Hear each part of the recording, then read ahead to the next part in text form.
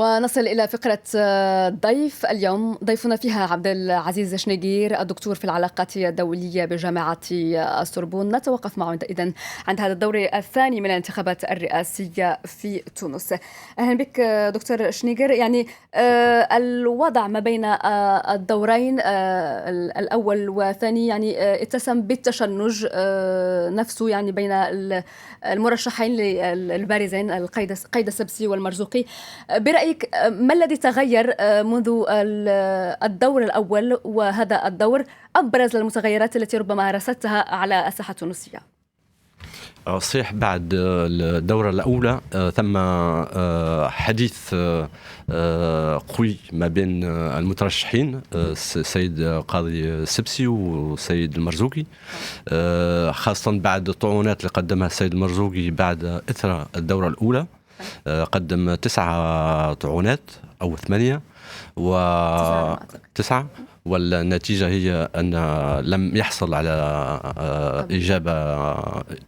إجابة للمطلب نتاعو. وفي الخطاب السياسي خلال الحملة الخطابية في الدورة الثانية هي كانت متأثرة بياسر بالخطاب الشديد، لفظوي ومعنوي من ناحيتين. بما أنك أثرت هذه المسألة، مسألة مواقف أو ربما التصريحات التي أثرها سيد المنصف المرزوقي، ربما شاهدنا هذه المرة في هذه الحملة الانتخابية للدور الثاني بين قيد السبسي والمرزوقي تركيزا لهذا التشنج على المستوى المناطقي الجغرافي في تونس. هناك حديث عن تقسيم جغرافي لنوايا التصويت إن صح التعبير لكل من قيد السبسي والمرزوقي. إلى أي حد هذا يمكن أن يكون صحيحا ويعكس بالشكل الذي وصف في هذا الدور الثاني؟ صحيح، في إثر النتائج الانتخابية للدورة الأولى هو المحللين لاحظوا أن ثم انقسام بين الشمال والجنوب. الجنوب المنتخبين صوتوا بكثرة للسيد المرزوقي، والمنتخبين المواطنين التونسيين في الشمال صوتوا بأكثرية للسيد السبسي. ومن هنا وقع نوعا ما من الانقسام على المستوى السياسي بين الشمال والجنوب، ولكن في الواقع هو غير صحيح. لكن في الدورة الثانية وفي الحملة الحالية المترشحين الاثنين حاولوا باش يوحدوا ما بين الشمال والجنوب وينحوا هذه الفكرة الانقسام، الصراع بين الشمال والجنوب. وهو العامل الأساسي لهذا التقسيم هو أن المنتخبين اللي كانوا يصوتوا للنهضة الأكثرية متاعهم موجودين في الجنوب. وبالطبع الأصوات متاع النهضة بالأكثرية مشات للسيد المرزوقي. وهنا ربما أسألك سيد شنيقير، يعني هذا الحياد المعلن على الأقل لحركة النهضة سواء كان في الدور الأول أم في هذا الدور الثاني، والدعوة بشكل يعني مكثف لمسألة الشراكة في الحكم، ما الذي تخفيه حركة النهضة من هذا الحياد وهذه الدعوات المتكررة للشراكة؟ وضعية النهضة أو موقف النهضة نجم نفسروه بطريقتين. أولا تحب تأثر على الاختيارات السياسية متاع المترشح باش ينجح في الدورة الثانية. نعم. أو باش تلعب دور معارضة قوية، باش تكون قوة سياسية معارضة قوية جدا. ولذلك المترشح باش ينجح في الدورة الثانية باش يكون أمام موقف صعب جدا. هل باش يدخل بعض من عوان النهضة في الحكومة الجديدة، أم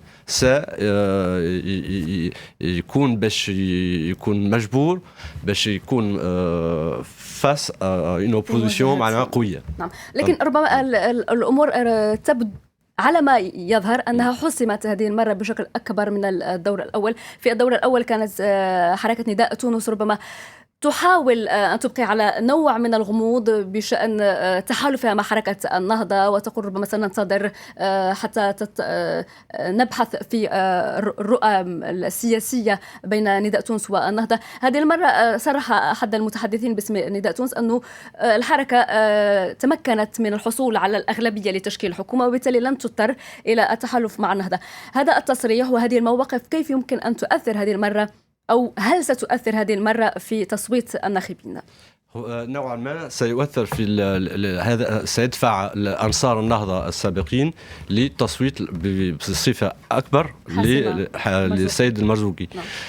لكن أنا حسب ما فهمت من خطاب السيد السبسي الأيامات الأخيرة، أكد بصفة كبيرة ياسر على قيامة تكوين حكومات مبنية على التعايش والتوافق، ولم يسد الباب بصفة نهائية ضد أصحاب النهضة.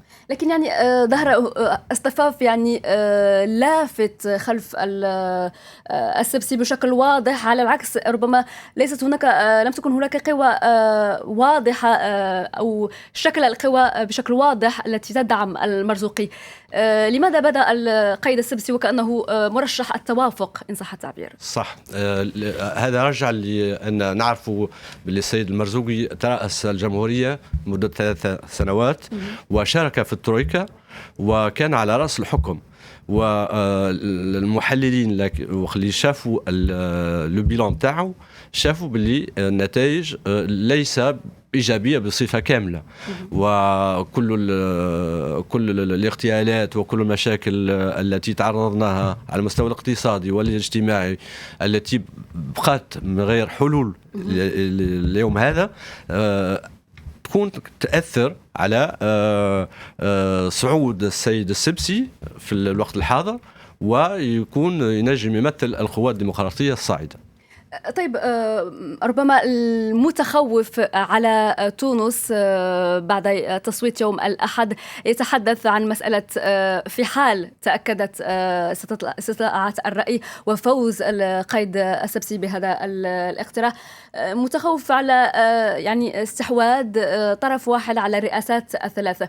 بنظر إلى المتغيرات السياسية والقانونية في تونس، هل هذا التخوف واقعي؟ هل له يعني مبرراته؟ على حسب المعطيات اللي عندي وحسب التحاليل السياسية اللي سمعتها وقريتها، ليس هناك خوف، ليس هناك خطر للرجوع للاستبداد اللي تعرفنا عليه في السابق، ولا الحكم حكم بارتي يونيك، الحزب الواحد. لكن هذا معنا محفوظ بالدستور الجديد اللي تو موجود في تونس. الامور معناها واضحه قانونيا. رئيس الحكومة باش يكون قدام مجلس نواب الشعب، السياسة متاعه باش يلزم تكون تنال ثقة نواب الشعب. الرئيس الجمهورية كذلك عنده ميادين محددة بالدستور الجديد. وعلى مستوى مجلس النواب الشعب الحاضر هناك رئيس هو من نداء تونس ونائبين آخرين من النهضة والأحزاب الأخرى. ليس هناك خطر وليس هناك تخوف حسب رأيي. ونشوف في المثل من تجربة فرنسا الآن، وخلينا نشوف الحزب الاشتراكي متاع هولاند، هو رئيس الجمهورية والبريزيدون تاع رئيس الأسامبلي ناسيونال من السوسياليست والسيناء من السوسياليست. ولكن عندما نحترم القواعد الديمقراطية الحقيقية ليس هناك خطر. شكرا جزيلا لك عبد العزيز شنيغير، الدكتور في العلاقات الدولية بجامعة السوربون. شكرا على حضورك معنا في فقرة ضيف اليوم.